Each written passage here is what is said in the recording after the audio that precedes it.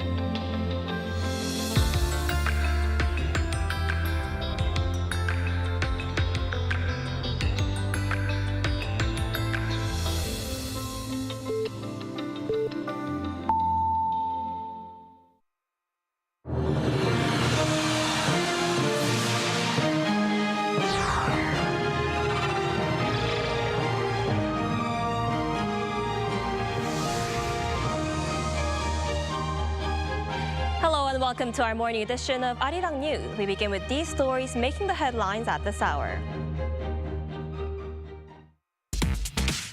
President Lee Jae-myung is now in Canada for the G7 summit, making this his first diplomatic trip since taking office less than 2 weeks ago. On the first day of his trip, he held meetings with the leaders of Australia and South Africa.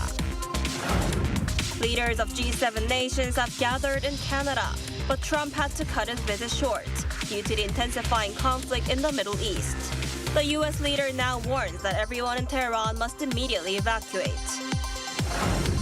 Tensions are escalating in Israel and Iran as Israel launched an attack on an Iranian state television, stopping a live broadcast. The U.S. has now sent its aircraft carrier, the USS Nimitz, to the Middle East. President Lee Jae-myung is in Canada for his diplomatic debut at the G7 summit. On day one, he held bilateral meetings with the leaders of South Africa and Australia, addressing economy and energy cooperation. Our correspondent Yoon Jung-min reports from Calgary. On his way to Canada to attend the G7 summit, South Korea's new president Lee Jae-myung was asked about the timing of the G7 summit during an impromptu press conference on board Korea's Air Force One. 지금 취임한 지 며칠 되지 않아서 국제회의에 참석하는 건 무리가 있는 게 분명합니다. 이 국제사회에 대한민국이 신속하게 정상화됐다는 것을 좀 보여주는 게 필요하다라는 의견도 있었고. By that, he meant filling the leadership vacuum following the martial law incident. The president started off his resumption of summit diplomacy by holding bilateral meetings with invited non-G7 countries, South Africa and Australia, on his first day in Canada. President Lee met South African President Cyril Ramaphosa and Australian Prime Minister Anthony Albanese separately. And in those meetings, he addressed cooperation on the economy and energy, building upon friendships dating back to the Korean War over 7 decades ago. He also addressed regional security surrounding the Korean Peninsula. Also in the president's mind for this trip is trade with the U.S. 최소한 다른 국가에 비해서 더 불리한 상황에 처하지 않게 하는 건 중요한 과제일 것이고 모두에게 도움되는 상호 호혜적인 결과를 만들어내려고 노력해야 되고. Having wrapped up some of his first bilateral meetings, more summit diplomacy awaits President Lee here in Canada, possibly with his U.S. counterpart Trump and Japanese counterpart Ishiba. Yoon Jung-min, Arirang News, Calgary. The White House says U.S. President Donald Trump is leaving the G7 summit in Alberta early to return to Washington to attend to matters relating to the crisis in the Middle East. The decision comes as he warned people in Tehran to evacuate immediately. Our Ian brings us the latest. U.S. President Donald Trump is cutting his stay at the G7 summit short to return to Washington, D.C. on Monday night. According to the White House spokesperson Caroline Leavitt, President Trump has to attend to many important matters. This follows Trump's message on social media urging the immediate evacuation of Tehran, adding that Iran cannot have a nuclear weapon. While attending the G7 summit, Trump repeatedly commented about Iran, including how Iran is not winning this war and they should start talking now before it's too late. He also told reporters that Iran should have made a deal with the U.S. on its nuclear program. Israel is doing very well, as you probably noticed, and I gave Iran 60 days, and they said no, and the 61st you saw what happened. I think a deal will be signed, or something will happen, but a deal will be signed, and I think Iran is foolish not to sign one. Ahead of meetings, the U.S. president also shared with reporters his dissatisfaction over Russia's exclusion from the G7. The G7 used to be the G8. Barack Obama and a person named Trudeau didn't want to have Russia in. And I would say that that was a mistake, because I think you wouldn't have a war right now if you had Russia in. And you wouldn't have a war right now if Trump were president 4 years ago. When asked whether China should join, Trump said that he wouldn't mind China joining the G7, saying it's not a bad idea. Meanwhile, according to a White House official, Trump does not intend to sign the G7 statement on the Iran-Israel conflict, which is raising concerns as the draft calls for de-escalation, monitoring Iran's actions, and urging both sides to protect civilians. Yoon-hee, Arirang News. So as we just heard, leaders of G7 nations have gathered in Canada, and South Korea's President Lee Jae-myung is also there, making it his first overseas trip since taking office less than 2 weeks ago. For more on this, we have Professor Christopher Gaudeng, Professor of Political Science at Kookmin University. Thanks for joining us this morning. Thanks for having me. So at the G7 summit, U.S. President Donald Trump said Russia should be readmitted to the group and that the war in Ukraine would not have happened if Moscow had been kept in the club. What's your take on this? Well, President Trump also said he would end this war in 24 hours. So I don't think these comments are of much significance. Mostly this has to do with U.S. politics. It is a way for President Trump to put the blame on President Obama for having disinvited Russia in the first place, as we saw in your previous report. In reality, what all of this shows is that Trump has been boasting a lot during his campaign, and very few of his pledges have come to any fruition.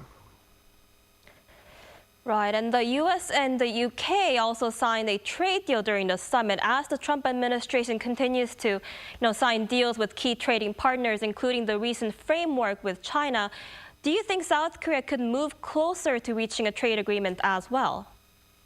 I think it is very likely because for the moment, what we see is that the US is pushing for one-to-one trade agreements with the UK, as you mentioned, with China anytime soon. And in the case of South Korea, the South Korean economy produces a lot of electronic equipment, in particular semiconductors, that the US economy desperately needs. So I think that time has come to move on. And after all this tariff turmoil is coming to an end, I think that dust is about to settle. And yes, the US needs Korean components, and so therefore eventually they will need to come to a deal. The question, of course, is what deal? Right, and it appears that President Lee Jae-myung will not be able to hold a meeting with Trump, with the U.S. leader leaving the G7 early because of the conflict between Israel and Iran. How do you think the situation in the Middle East will unfold, and how do you think this could affect South Korea? Oh, that's a big question. But when it comes to the situation in the Middle East, what we can say is that for the moment, two things. Iran has very few allies. Nobody, even in the Muslim world, has stood up for Iran. And second, from a military point of view, Israel is obviously taking the lead here. So now, coming to the consequences regarding South Korea. From a military point of view, very few, because South Korea is not expected to dispatch any troops in the region. Now, the questions, I think, is about economic consequences, because if the Iranian regime collapses, they will be tempted to retaliate economically, namely by closing the Strait of Hormuz, which is where most oil is being transported from oil monarchies to the rest of the world. So if the Iran regime collapses, the consequence will be very direct on oil prices, that is energy prices, and economically it will be very bad for everybody in the world, including South Korea. So I think here Korea is on the same boat as everybody. I do not expect any South Korean lives to be lost on this conflict. All right, that sounds still very concerning. This is President Lee Jae-myung's first diplomatic trip since taking office. Could you tell us more about the significance of this trip? Well, something interesting about President Lee's campaign is that for the most part, he dodged diplomatic issues. His campaign mostly focused on coming back to normalcy. That's even the reason why he said he was to attend this meeting so shortly after he was inaugurated as a president, because it was about showing that things were back to normal in Korea, to fill the vacuum after this martial law episode, as you reporter said earlier. So here, President Lee, during his campaign, will not take any specific stance about North Korea, for instance, or about the war in Ukraine. So this summit is very interesting because it is to give us the first clues about what kind of foreign policy President Lee is planning to conduct. And what we can see for the moment is that he's mostly focused on economic and energy issues. Precisely, his point is to support the South Korean economy. That's why all of his meetings with, for instance, South Korean or Australian leaders, for the moment, they have been solely devoted to overcoming this economic crisis that is looming. President Lee, and I think quite wisely, has refrained from making any comments about the situation in Palestine, in Iran, or in Ukraine, for the time being at least.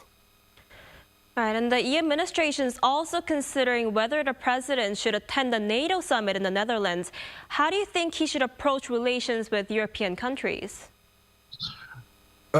First, it is probably a very wise move. Why is it so? Because the Trump administration is quite unpredictable.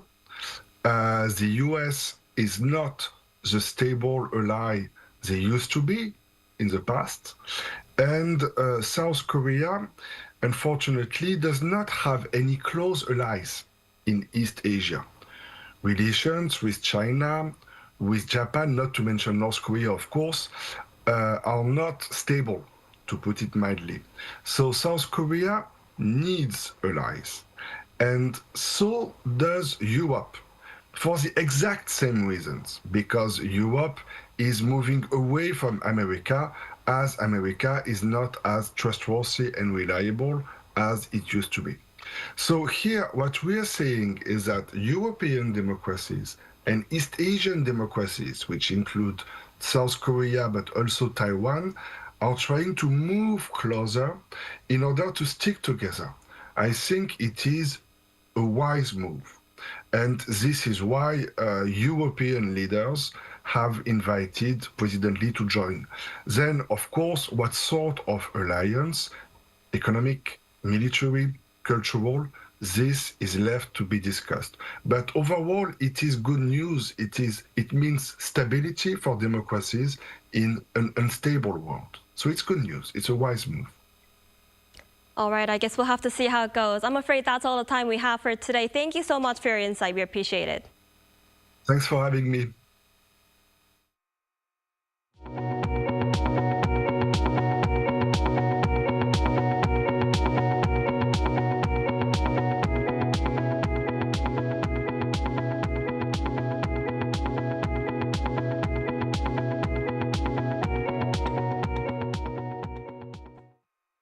Israel launched an attack on Iranian state broadcaster, marking another escalation in the conflict with Tehran.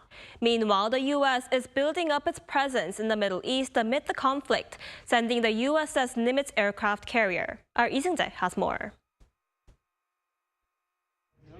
The Israeli military launched an airstrike against Iran's state-run broadcaster IRIB on Monday, after it issued a warning for Tehran's District 3, where the broadcaster is located.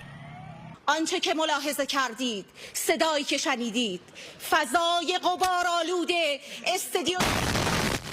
Israel's Defense Minister Israel Katz confirmed the attack, saying that the Iranian propaganda and incitement mouthpiece is on its way to disappear. Iran's foreign ministry quickly condemned the attack, calling it a wicked act that constitutes a war crime, as it targeted journalists. Meanwhile, in an ABC News interview aired on Monday, Israeli Prime Minister Benjamin Netanyahu said he believes killing Iran's supreme leader would end the conflict between Israel and Iran. Netanyahu said Ali Khamenei tweeted almost every day death to Israel. ABC anchor Jonathan Karl quickly asked if Israel was going to target the supreme leader, to which the Israeli leader said that they're doing what needs to be done, but did not go into details. Netanyahu added that such action would not escalate tensions, instead end them. In the meantime, the USS Nimitz aircraft carrier was rerouted from the South China Sea to the Middle East on Monday, meaning the U.S. will have 2 aircraft carriers in the region. Dozens of Air Force refueling aircraft also left U.S. bases over the weekend for Europe, a move seen as a preventive measure to support any operation in the Middle East. Lee Seung-jae, Arirang News. And this week, Seoul and Tokyo celebrate 60 years of normalizing diplomatic relations. The Japanese embassy in Seoul held a reception to celebrate the milestone, with the theme being hand in hand towards a better future. President Lee Jae-myung emphasized this message. Our foreign affairs correspondent Oh Soo-young has more. From historic highs and lows, South Korea and Japan are pledging to move forward, hand in hand towards a better future. That was the message from President Lee Jae-myung and senior diplomats as both nations marked 60 years since normalizing bilateral relations. On Monday, the Japanese embassy in Seoul hosted a reception to mark the milestone, reflecting on the 1965 Treaty on Basic Relations, signed 20 years after Korea's liberation from Japanese colonial rule at the end of World War II. They also agreed on economic cooperation and a claim settlement, under which Japan provided $300 million in grants and $200 million in loans over 10 years. Over the past 6 decades, annual trade between the two neighbors has surged from just $200 million to around $70 billion last year, a 350-fold increase. And people traveling between the two countries, numbering around 10,000 in 1965, has now surpassed 12 million a year. But history remains a sensitive fault line. Japan's wartime forced labour, its sexual enslavement of so-called comfort women, and territorial disputes have long fueled friction, which spiralled in 2019 into a full-blown diplomatic and trade standoff. The Yoon Suk-yeol government moved to mend ties, restoring reciprocal visits between the leaders and strengthening trilateral cooperation with the United States. President Lee Jae-myung has signalled continued engagement, speaking via video due to his trip to Canada to attend the G7 summit. 격변하는 국제 정세 속에서 우리 양국은 함께 대응 방안을 모색해야 하는 중요한 파트너입니다. Japan's ambassador Mitsushima Koichi said the two nations should now build new momentum for the decades ahead and emphasize the importance of trilateral ties with the US. Japan's special advisor to the Prime Minister, Nagashima Akihisa, who also heads the Japan-Korea Parliamentarians Union, called for broader cooperation. Expanding bilateral communication and cooperation is no longer a choice, but a necessity. This applies across various sectors, including security, economy, energy, technology, and culture. The commemorations will continue on Thursday in Tokyo, where Japanese Prime Minister Shigeru Ishiba is set to attend a corresponding reception hosted by the Korean Embassy. But first, President Lee and Prime Minister Ishiba could well hold their first meeting on the sidelines of the G7 summit. Oseong, Arirang News. In this year's Global Competitiveness Ranking, South Korea fell to 27th place, down from 20th last year. The annual report released on Tuesday by Switzerland's International Institute for Management Development cited declines in South Korea's domestic economy, infrastructure, and social indicators, linked in part to recent political unrest. The presidential office responded by stressing that President Lee Jae-myung has consistently advocated for what he calls genuine growth to boost the nation's long-term potential. The administration says it will turn that vision into action with a focus on restoring South Korea's global competitiveness. Meanwhile, the country's economic sentiment rose to an 11-month high on the back of a rally in the domestic stock market and the prospect of a second supplementary budget plan. According to the Bank of Korea, the country's new sentiment index stood at 108.43 as of June 13th, recording the highest level since July of last year. The index fell to just above 77 on December 10th in the wake of the emergency martial law declaration and briefly rebounded to the 100 mark in January. However, due to concerns over U.S. tariffs, it fell again to the 80-point range before the recent rebound. The BOK releases its NSI figures every Monday, showing the economic sentiment based on economy-related media outlets. A figure above 100 means optimism outweighs pessimism.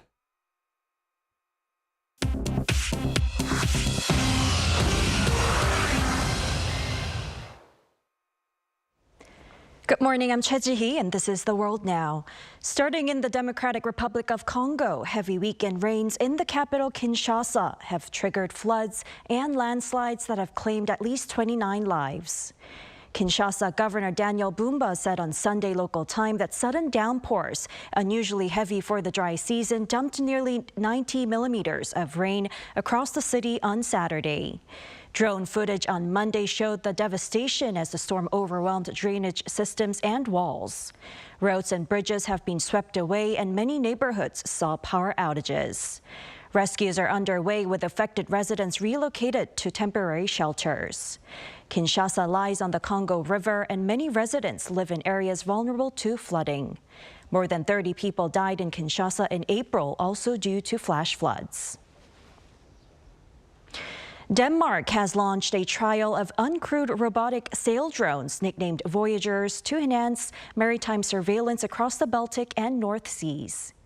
Two of the Voyagers, built by California-based company Saildrone, were deployed by Denmark's armed forces on Monday from the port of Cage, south of the capital Copenhagen. The 10-meter-long unmanned surface drones, which resemble ordinary sailboats, are powered by wind and solar energy and are equipped with radar, optical, and infrared cameras, as well as sonar and acoustic sensors for monitoring purposes. They're set to patrol Danish and NATO waters autonomously for 3 months. Their operation follows testing in early June when 2 Voyagers joined NATO's maritime patrols. Saildrone's founder and CEO said the vessels provide a full picture of what's above and below the surface to about 30 to 50 kilometers in the open ocean.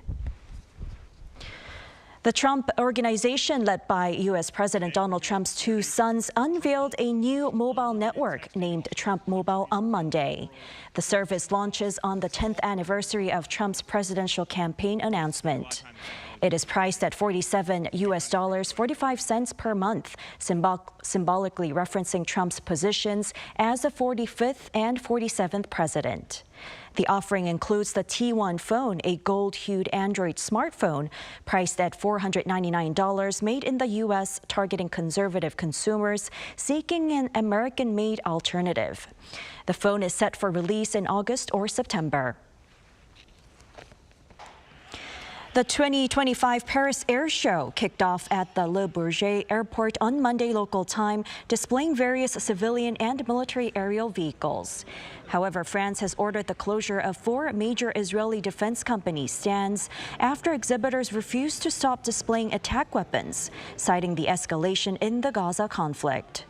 Israeli President Isaac Herzog condemned it as outrageous and unprecedented, accusing Paris of politically motivated discrimination. He went on to compare the blacked-out booths to a Jewish ghetto. The Paris Air Show will be open to the public until June 20th.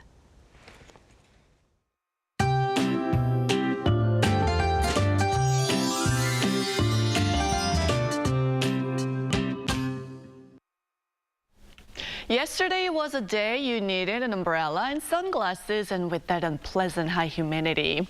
Today looks like being a combination of heat and humidity. But readings will only go up heading towards the end of the week, with an expected high of 32 degrees Celsius by Thursday here in the capital. Sudden showers could pop up from morning to evening today, mainly in inland regions. Gangwon-do and Chungcheong-do could see 5 to 20 millimeters, while southern provinces might get heavier downpours of up to 30 to 40 millimeters, along with strong winds and thunderstorms. Checking on today's highs now, Seoul will be getting up to 29 degrees, Daegu at 31 degrees Celsius. Meanwhile, Jeju Island will have a rain-free day with a high of 29 degrees. Looking ahead, nationwide rain is in the forecast on Friday, which is when there's a possibility of the first summer monsoon rains reaching inland areas.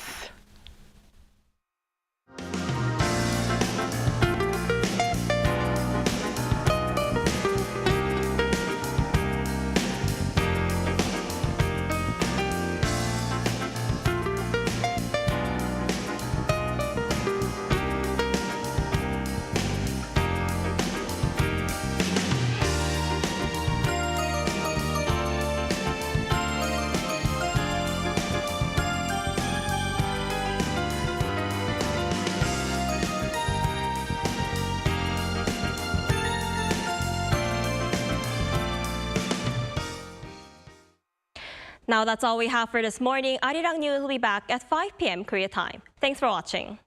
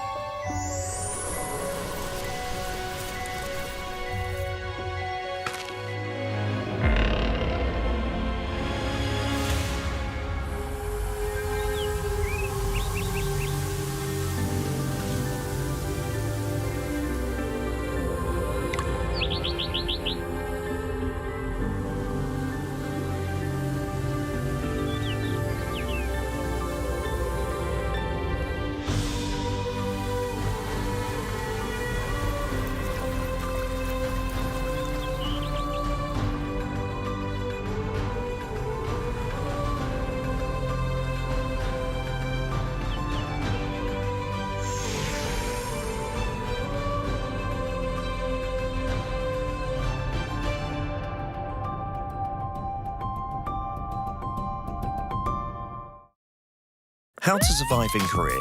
Workplace. Step 1.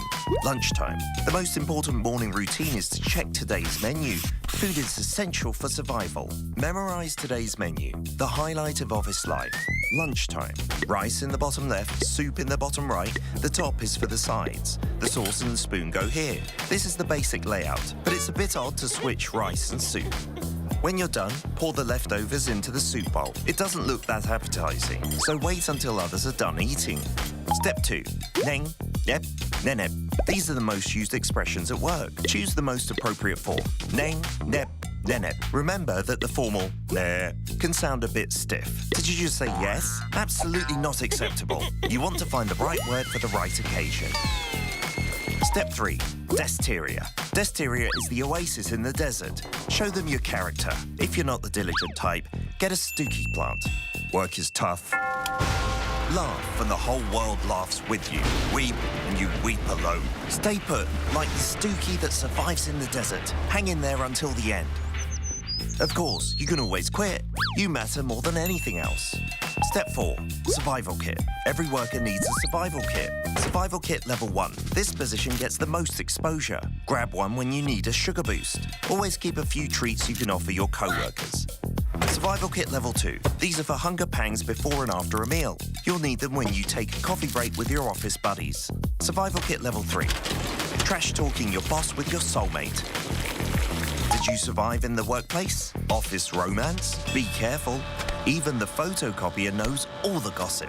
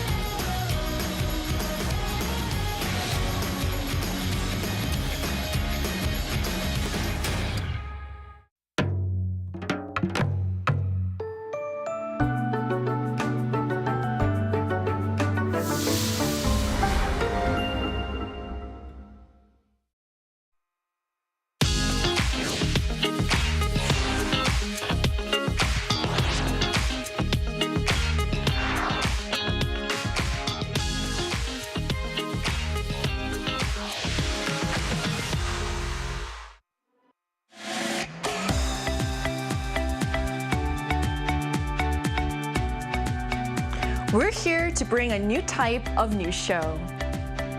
New insights, new styles, and new topics every day. We are News Generation. Bringing news just for you. It's Tuesday, June 17th here in Seoul. I'm your host, Lee Soo-jin, and this is News Generation. Joining us today is Kwon Ju-yeon. Good morning, Soo-jin. Good morning to you too. And Im Sang-yeon. Happy Tuesday, you guys. Happy Tuesday to you too. And both are here to speak on behalf of people in their 20s and 30s.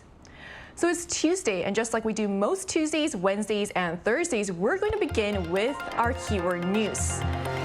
So today's keyword is G7. The notable turnout by young voters in the recent presidential election underscores their role in shaping South Korea's political future. Amid this surge in political interest, President Lee Jae-myung is making his diplomatic debut at the G7 summit, where he is expected to speak on topics such as diversifying energy supply chains and the integration of AI in energy systems. The presidential office is also coordinating bilateral meetings with G7 leaders. So, Juhyun, why do you think young people have become more interested in politics recently? And what do you think are some of the issues they'll be focused on when it comes to the G7 summit? Well, I reckon more young generation, more young people are more active these days because in these politics, because the decisions being made affect their future directly. So issues like climate change, economic stability and technology related to AI are especially relevant to them as these challenges are already part of their everyday lives. At the G7 summit, I do believe that they will focus on energy security, AI regulation and international cooperation as well. The young generation want leaders to act responsibly, and it's no longer just about politics, it's about their lives. So politics isn't old school anymore. It's safe to say that politics is very in these days.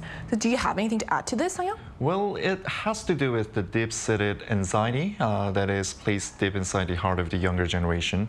So issues like climate change, AI, and economic uncertainty are now getting serious, directly impacting the lives of the MZers. And also platforms like TikTok, Instagram, and Twitter have turned politics into daily conversation, and algorithms amplify political content, and activism is literally scroll-worthy for the users of the AI and social media, which draws Gen Z deeper into civic debates. Now, for this year's G7 summit, they would expect topics like climate crisis and economic instability to be brought up to the table. And also with the recent escalating arms conflict between Israel and Iran, global peace and security will also be one of the noteworthy topics to be discussed. And I think what you said about social media encouraging participation from Gen Zs really is important to talk about. For example, last summer there was a huge trend about Brat Summer. And people said that would represent how Gen Zs felt like their participation in politics were, bold, a bit chaotic, but also very deeply aware. And also, like you said, when it comes to the G7 summit, it's very clear that people are interested in, for example, economic uncertainty and climate change because it really impacts their lives directly. So I guess those are the issues that we can look forward to from the G7 summit. And that concludes our key news for this Tuesday. So now we're going to shift gears and move on into our main discussion of the day. So today in the News Generation, we're diving into how AI is being used across society, from schools and jobs to even job interviews. So before we do that, let's take a look at the screen to see what we'll be unpacking today. The rise in the adoption of generative AI tools is reshaping the landscape of education. By streamlining tasks and helping to personalize learning, generative AI offers potential benefits for both students and educators.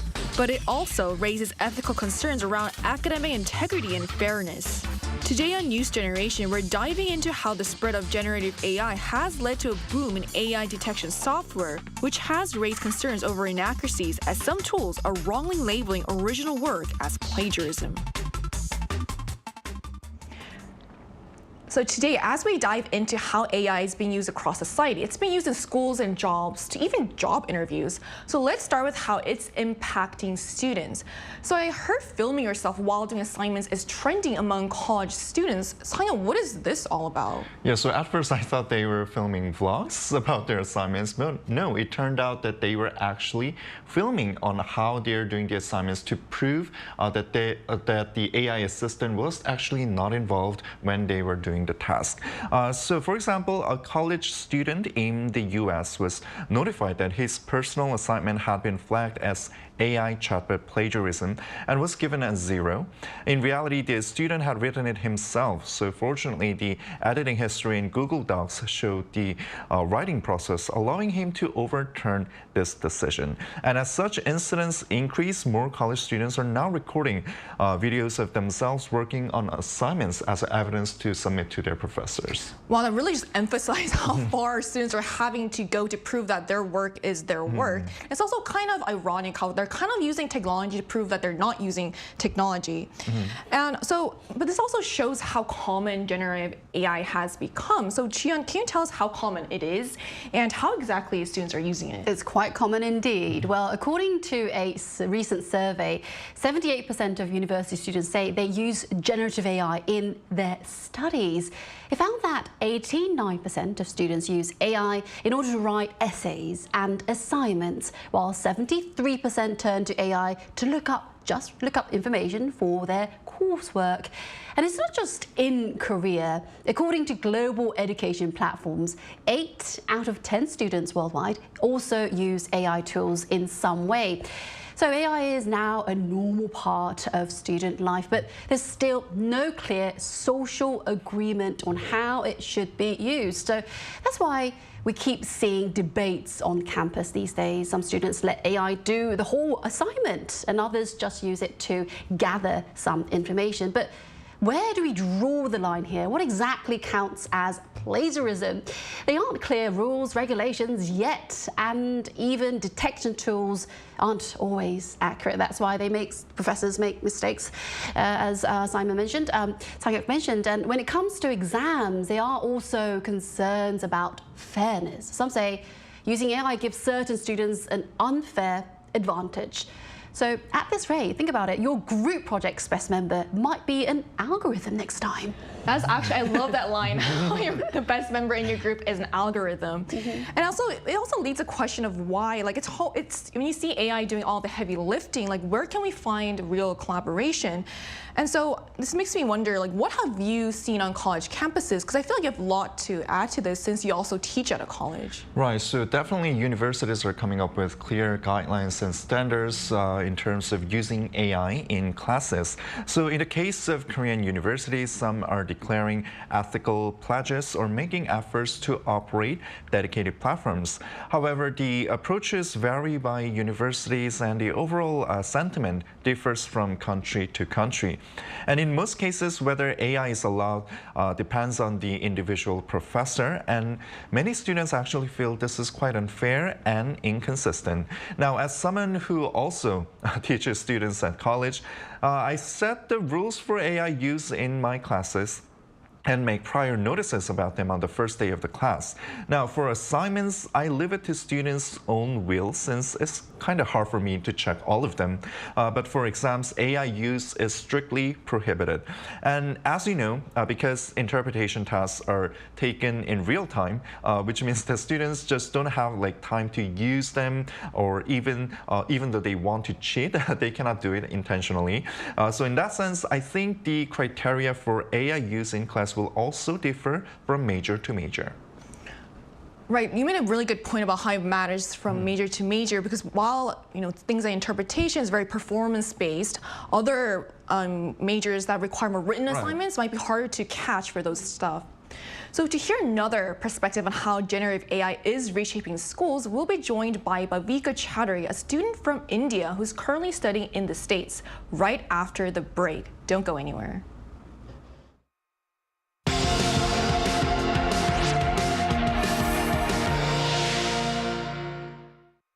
NewsGen wants to hear from you. Go to YouTube and search our channel Arirang News. Click Community and leave a comment down below. Make a new type of news with us. We're joined today by Bhavika Chaudhary, a Gen Z student from India who's currently living in the United States. So can you just tell us what you're studying right now? Hi, I am studying computer science in the US. Right, so I feel like you're the best person to ask this question. So during final seasons, where and how do you actually use AI in your studies?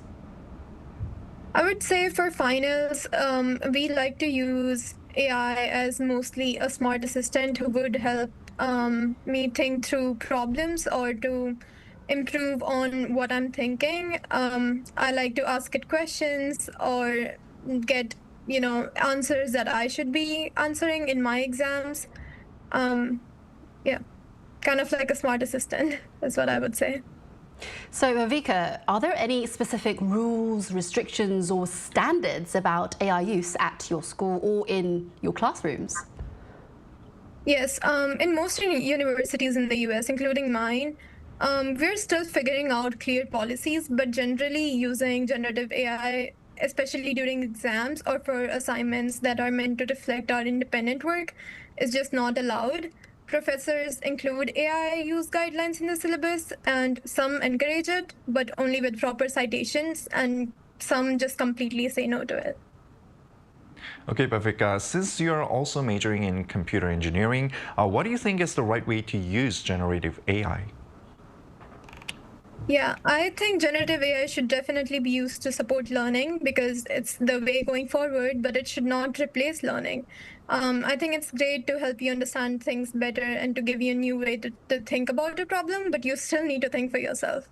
And as CS students especially, we also learn how these tools and generative AI actually work, and that helps us look at the bigger picture and being aware of the bias and how to use AI responsibly and knowing when it's okay to use it and not. Right, so I guess even in the United States, this is something that we in Korea can also kind of relate to. So thank you so much for sharing your insight today. Thank you so much for giving us your time, and we hope to see you again soon. Thank you, it was great being here. So we just heard from a computer science student currently studying in the US, sharing her experience with AI in the classroom. But schools are just one part of the story. June, what broader shifts in society are we seeing because of AI? Well, AI is already reshaping our work and life, and it's happening very, very fast. It's being used to create advertisements, answer customer service calls, and even handle translation. In fact, I have experienced it firsthand. You know, we do have, some will probably already know, Arirang has the AI tool. At Arirang Radio, AI was once used to read the news, a very job I do as a news presenter. And ironically, the AI couldn't do it all on its own, so it leaned on me a lot. I had to write the script for her, adjust the delivery time, prepare the content, and fit within the broadcast time. I was literally training the thing that would eventually take over my job in the future. Still, I tried to learn from the experience so I could get the most out of it. Well, you know, AI is being adopted in all kinds of surprising ways. These days, AI is also being used in job interviews, loan approvals, visa applications, and even deciding your insurance premium. And in Korea, only about 1 in 5 companies use AI in recruitment. But if you look at the cases abroad in the US, some job applicants have got to answer the AI questions. They have to even taken companies to count over AI-based hiring decisions. And it won't be long before AI says, I've got a lot on my plate. Well, it does if it's participating in loans and also job interviews. It's doing the most.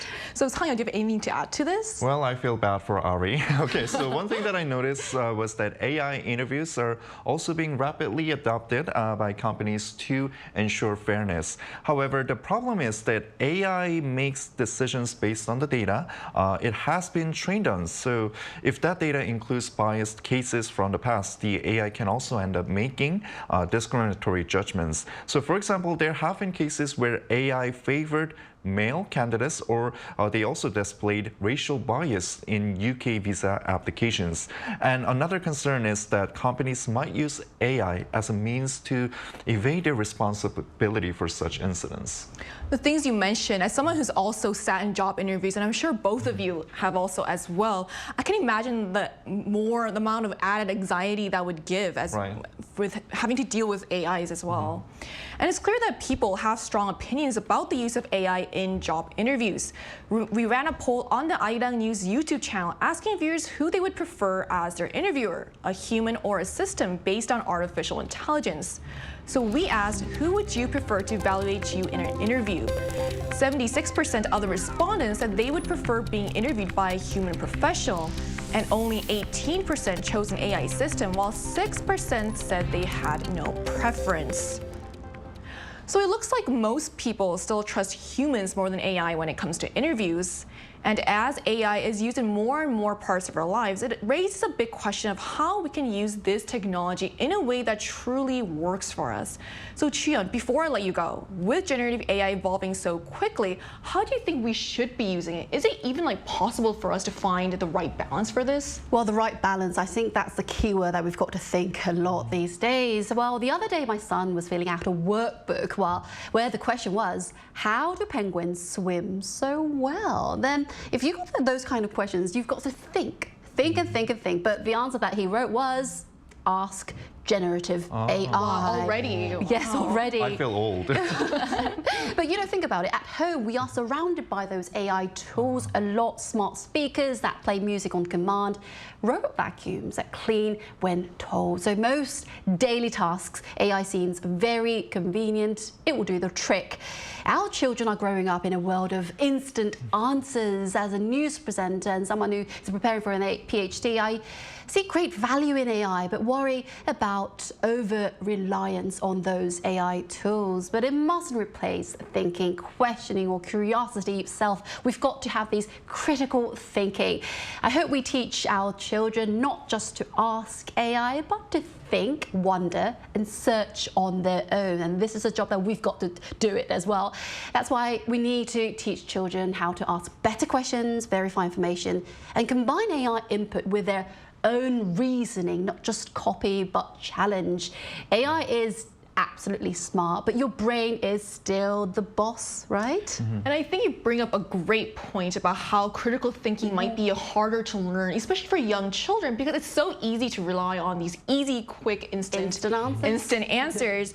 And it's really tough to draw lines for this because people are so reliant on this. People are almost using ChatGPT as therapy. People ask for advice and also rely on it for emotional support. And I too have done so before. So Sang-hyuk, do you have anything to add to this? Well, generative AI should augment our capabilities instead of just replacing the human labor completely.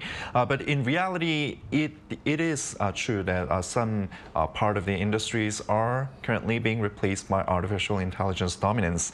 Now, in education, for instance, AI can help brainstorm the ideas or check grammar, but the thinking, judgment, and originality should come from people's brain. We should use AI to expand access to quality education, healthcare, and legal advice, not just for the privileged few, but for underserved communities as well.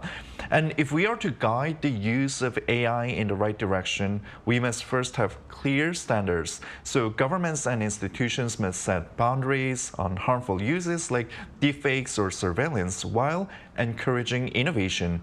So developers of AI must also prioritize privacy and inclusivity from the ground up. And it's not just governments and tech companies, but also for artists, workers, policymakers, and educators like me to play a significant role in making clear guidance for the next generation, like the son of Chuyeon. So clearly the question isn't whether we'll use AI or not, but more about how we choose to use it and who will get to shape these rules. So I agree with what both of you said about how it's important to think about how we as individuals navigate this and how we can move forward with AI and use it in a way that is responsible and fair. And that's all we have for this episode of News Generation. But News Gen will be back tomorrow at 10:30 a.m. Korea time. Big thanks to Chuyeon. Thank you for having me, Sujin. Thank you for being here. And Sang-hyuk. It was an honor to be here. Good to have you for being with us today. And to all our viewers, thank you so much for watching, and we hope you have the best day. We are News Generation.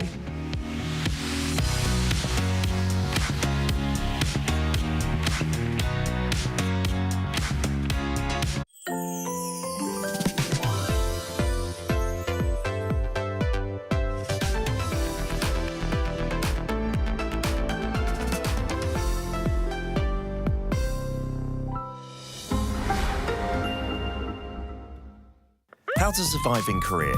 Cafes. Step 1. Find a seat. Before ordering, find a seat.